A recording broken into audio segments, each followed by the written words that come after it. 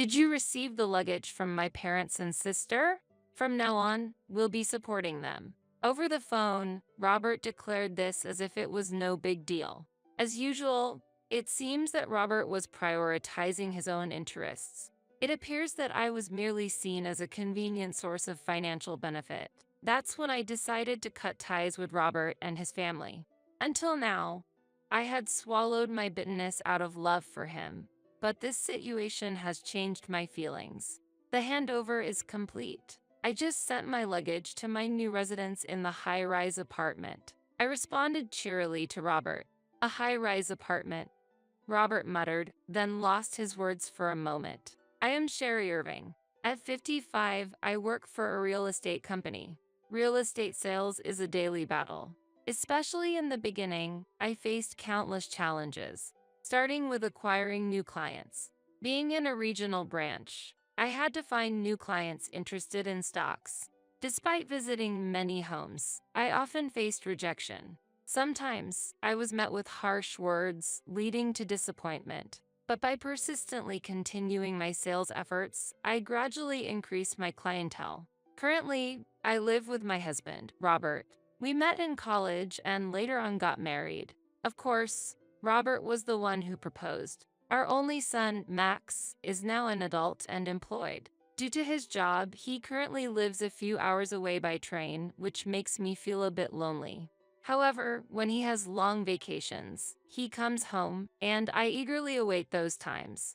My in-laws live relatively close, so it's a short distance from our place. There, my in-laws and my sister-in-law, a total of 3 people reside. My sister-in-law, 5 years my senior, is an avid Idol fan. She travels for concerts from New York in the east to LA in the west. She stays at home to secure funds for this purpose. Due to her strong attachment to idols, she has no intention of marrying. Their home, a 40-year-old 2-room rental apartment, shows signs of aging everywhere. And since it's located on the 4th floor without an elevator, stair climbing becomes a significant effort. However, Robert often says, "I'm going to visit my parents," suggesting he has a good relationship with my in-laws.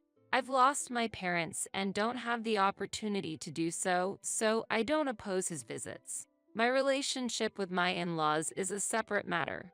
They are still healthy, and my sister-in-law is there, so I wasn't particularly worried.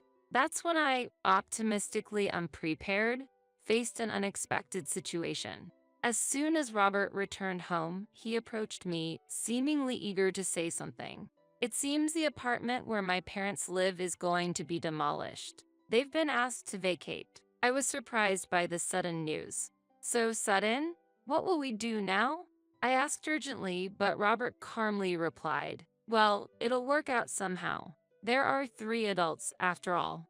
But can you hurry up with dinner?" With that, Robert went to his room to change. I was flustered. If my in-laws turned to us for help, it would be a big problem. They have always been cold towards me. This was clear from the first time we met 30 years ago, when Robert and I started dating and visited his parents' home. "Nice to meet you. I look forward to getting to know you." I greeted them with a smile under the watchful eyes of my in-laws. But his parents and sister just stared at me. I was confused about how to respond. In the midst of this, my mother-in-law sighed heavily and said, "I heard Robert had a girlfriend, but she's nothing like I imagined. She has no charm and looks poor." What? I couldn't hide my confusion at my mother-in-law's sudden remark. Unable to counter, my sister-in-law joined in. "She really looks plain and poor. Not quite right to be Robert's wife." Exactly. I looked to Robert for support, but my hopes were quickly dashed. I've dated glamorous beauties before, but I think someone like her will meet my needs better. Robert said this with a smile. "Really, Sherry, you don't seem popular, right? It looks like you'd do anything Robert asks, so he won't leave you." My sister-in-law nodded and responded, "I should have ended things with Robert then. But back then, I was deeply in love with him and couldn't see the reality before my eyes. I misunderstood Robert's terrible behavior as an attempt to make his family accept me. As a result, we got married, and that's when our troubles began. After a while, my mother-in-law started giving orders. "Hey, the microwave is acting up. Go buy a new one," she would suddenly demand over the phone. Not knowing what to do, I rushed to an electronics store. I bought the microwave my mother-in-law specified and delivered it to their house. But there was no word of thanks. "The microwave has arrived, so your job here is done. Go back home." My mother-in-law dismissed me with those words. Naturally, I was not reimbursed for the microwave. Afterward, she continued to issue various commands. If I ignored her orders, she would surely report it to Robert. And in turn, Robert would raise his voice at me. "You're part of this family, right? Show some respect and don't spare on the expenses." This type of interaction repeated itself, and I reluctantly endured. My sister-in-law also had similar demands. "I'm going to my favorite's concert. Book a train for me," she would suddenly call. And the requested dates were always last minute. Naturally, it was often hard to find available seats on the train. When I reported the situation, my sister-in-law would immediately become furious. "How can you be so incompetent? Unbelievable. I'll have to go the day before the concert then, but find a hotel. Since it's your fault this time, you're paying." She would dump her dissatisfaction on me and hang up unilaterally. Eventually, I had to pay for my sister-in-law's travel and accommodation expenses from my salary. My father-in-law was entirely under the thumb of my mother and sister-in-law. "They're right. Your opinion is wrong. And by the way, we're out of liquor. Go buy some." This was his regular phrase. The unreasonable demands from my in-laws gradually wore me down. And the problem wasn't just with my in-laws. Robert himself was a significant issue. One Monday night, when I returned home, Robert was sitting on the sofa in the living room. The room was dim and no lights were on. Feeling something was off, I asked Robert, "What happened?" Without making eye contact, he replied, "I quit my job today. I got into an argument with my boss and submitted my resignation." "Really?" From what I heard, the resignation was accepted on the spot. Normally, at least a 1-month notice period was required for resignation. However, it seems that Robert's resignation was accepted immediately. Even after hearing this, my doubts didn't clear. "What are you planning to do now? How will we manage the living expenses? Do you have any prospects for a new job?" I bombarded him with questions. Then Robert answered indifferently, "I'll start looking for a job tomorrow. For the time being, can you support us financially?" I tried to counter his illogical statement, but Robert glared at me and snapped, "By marrying me, you were freed from your lonely single life. Can't you be useful at times like this?" Robert was sitting in front of the TV, looking displeased. When he gets like this, he never accepts anyone else's opinion. Sometimes he even lashes out at objects. There was a time he damaged the refrigerator. It's very inconvenient when things get broken. Reluctantly, I had no choice but to reply, "Okay." Since then, Robert has yet to find reemployment. He occasionally leaves the house, but it's unclear if he's actually job hunting. And since Robert stopped contributing financially, I've been forced to economize, including cutting back on food expenses.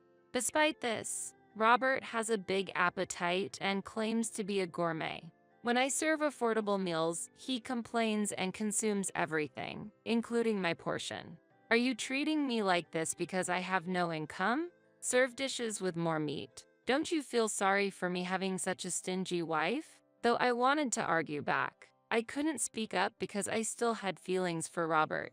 "I'm sorry," I apologized, while feeling utterly exhausted inside. On that day, the doorbell rang, and I stepped outside. Yes, 2 men, ready to bring in packages, stood before me. "This is the residence of Mr. Irving, right? We have some packages to deliver here." They informed me and started to bring the packages into the house. "Could you please wait a moment? Are you sure there's no mistake?" I hurriedly stopped them. With puzzled looks, they answered, "We got clear instructions from the homeowner, Mr. Robert Irving. It's difficult for us to proceed if you obstruct us." They began to bring in one box after another. I couldn't just stand by and watch this happen. I immediately called Robert. Fortunately, he answered the phone right away. Robert, movers are bringing in loads of boxes right now. What's all this stuff? Robert's response was unexpected. Did you receive the luggage from my parents and sister? From now on, we'll be supporting them. Over the phone, Robert declared this as if it was no big deal. What do you mean by that? They're being kicked out of their apartment. We have space here, so I suggested they move in with us. Plus, I'll get a share of Dad's pension, so it'll be like pocket money for me. As usual, it seems that Robert was prioritizing his own interests. The fact that he regarded the money received as mere pocket money was astonishing. Living with my in-laws will undoubtedly add further strain to our finances. Yet, there was no sign that Robert intended to contribute to this household. It appears that I was merely seen as a convenient source of financial benefit. That's when I decided to cut ties with Robert and his family. Until now, I had swallowed my bitterness out of love for him, but this situation has changed my feelings. At the moment I solidified my decision, Robert continued. So, how long will it take to unpack? He asked as if it were nothing out of the ordinary. How? I couldn't hide my surprise, but Robert seemed oblivious. He continued as if it were a matter of course. It's about the unpacking. Mom and Sis are getting old, so they can't handle the hard work, right? You'll take care of the unpacking while we stay at a hotel. I felt anger at Robert's suggestion that I handle all my in-laws' belongings alone. He should regret this.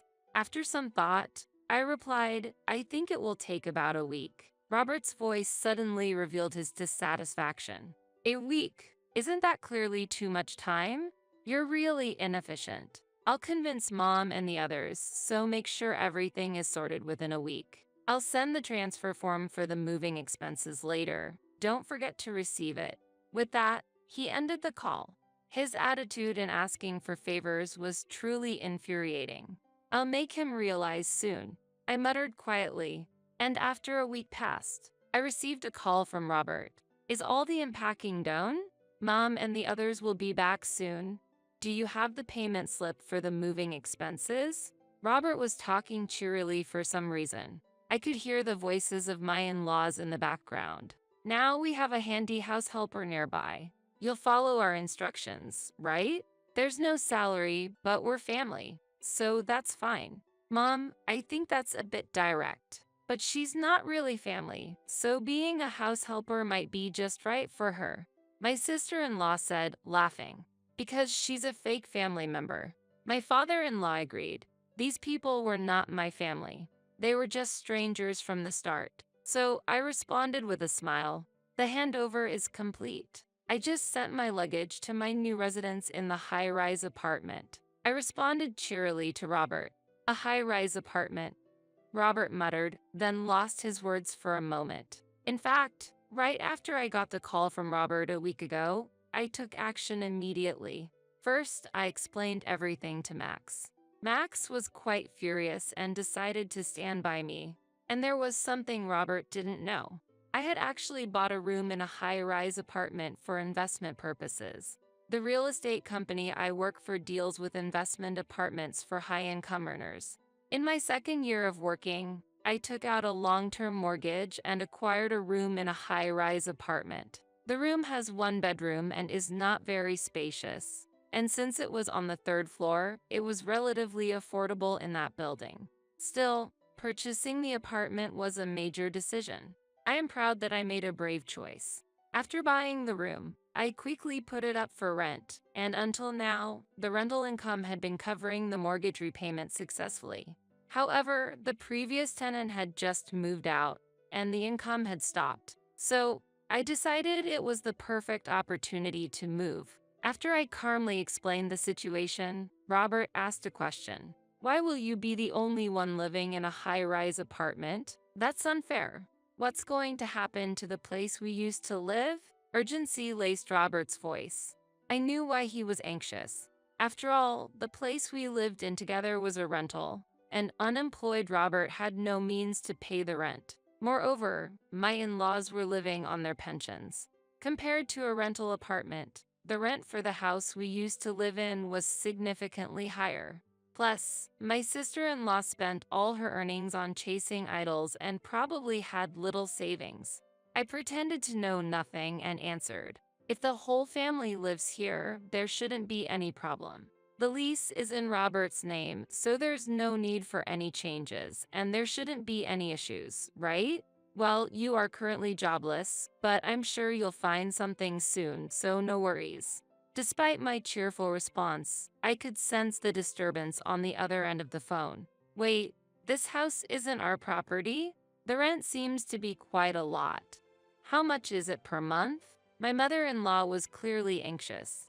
"I've spent it all on idols, so I can't pay any rent." "And what do you mean Robert is jobless? How have you been managing the living expenses then? The pension I receive isn't nearly enough to pay rent for such a big place." My father-in-law was also confused. My in-laws and sister-in-law united in throwing accusations at Robert.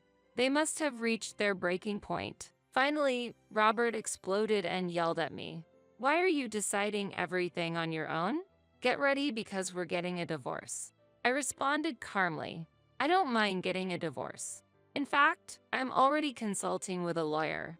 You should be receiving the notification soon." I answered with a calm smile. "What?" Robert exclaimed in astonishment. "Are you really okay with that? If you divorce Robert, you'll be all alone. You'll have a lonely old age." My sister-in-law also pressed me similarly.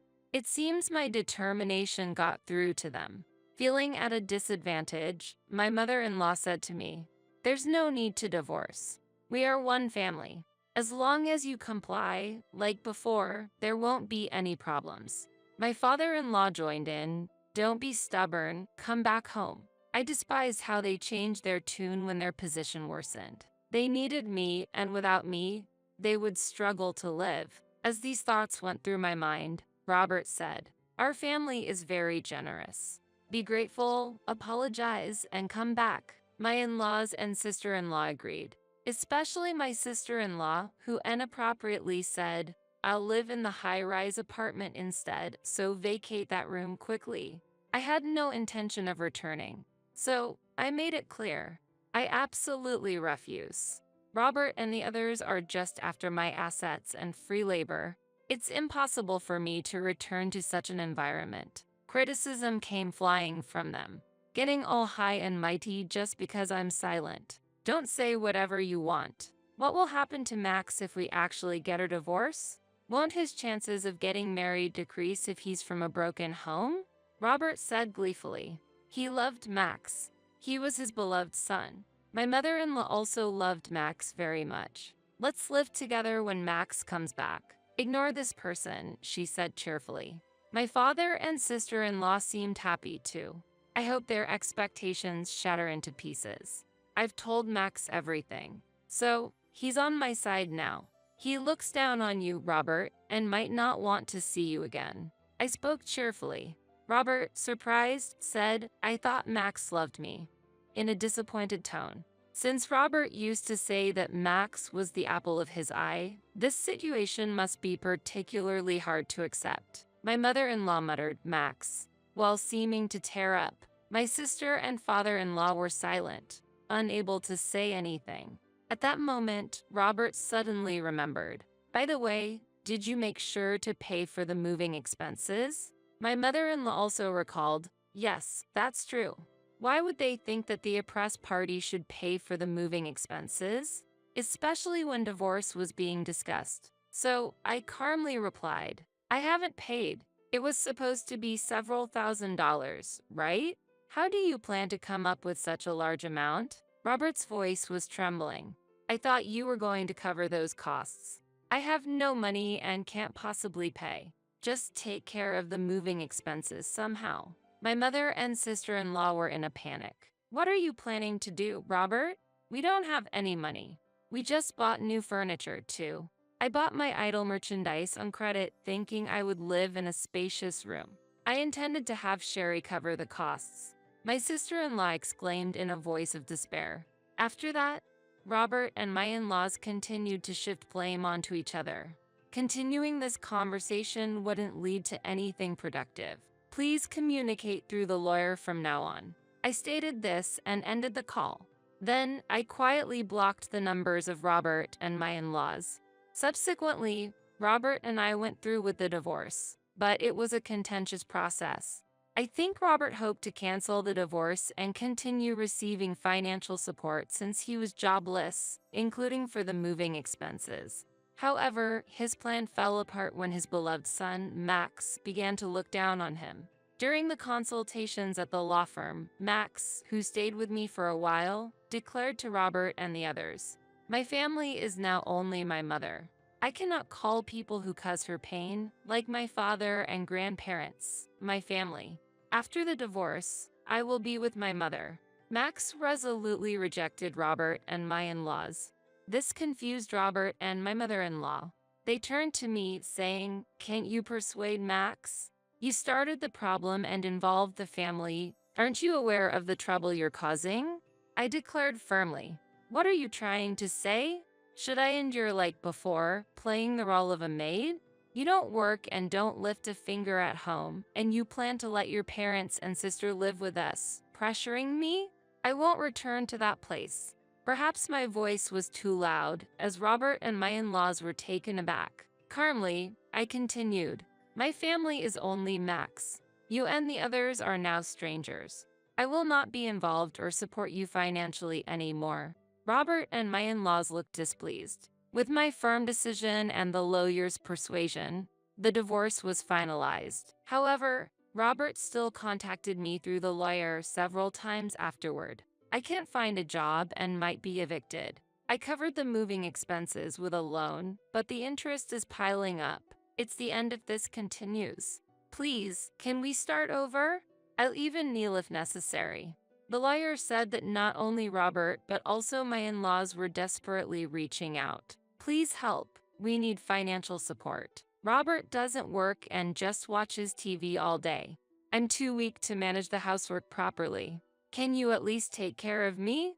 The rent and daily expenses are overwhelming, and it's difficult to pay." My sister-in-law also pleaded, "It's unfair that only you live comfortably in the high-rise apartment while I'm left behind. Let me live there too." Even after the divorce, they seemed to expect me to comply just because I was the ex-wife. I politely refused their requests through the lawyer. If this continues, Robert and my in-laws will only limit their own paths. I continue to live in the high-rise apartment. What has changed is the frequency of my conversations. After separating from Robert, Max and I have been talking more. In fact, Max has a girlfriend, and they plan to visit me soon. The possibility of our family growing excites me. I am filled with happiness while searching the internet for a restaurant that Max and his girlfriend would enjoy.